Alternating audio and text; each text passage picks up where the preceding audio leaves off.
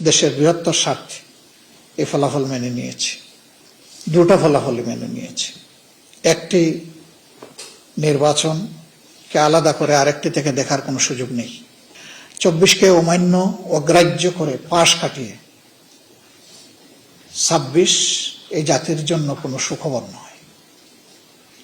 তারা নেননি, আমরা আশা করতে চাই তারা নিয়ে এই কাজটি দ্রুত সম্পন্ন করবেন। তাহলে 24-এর এত জীবনদান, এত শাহাদাত, এত পঙ্গুত্ব, এত আহত, তার সার্থকতা পাবে। মনে রাখবেন যে এটা বাংলাদেশে যারা ভোট প্রয়োগ করেছেন তাদের 69% মানুষ এর পক্ষে রায় দিয়েছে।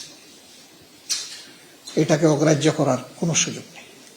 আমরা এর পক্ষে ভূমিকা রেখে যাব এবং আমরা চাইব যে 4টি বিষয়ে গণভোটে দেওয়া হয়েছিল তার সবগুলি হুবহু গ্রহণ করা হোক, বাস্তবায়ন করা হোক। আমাদের পক্ষ থেকে এই বিষয়ে সর্বাত্মক সহযোগিতা থাকবে ইনশাআল্লাহ। বাকি অধিবেশন শুরু হলে আরো যে সমস্ত বিষয় প্রসঙ্গক্রমে আসবে এই বিষয়গুলো নিয়ে আমরা আলোচনা করেছি এবং আমরা এটা স্থির করেছি যে আমরা অবশ্যই অপ্রাসঙ্গিক কোনো ভূমিকা রাখবো না, আমরা প্রাসঙ্গিক ভূমিকা রাখবো।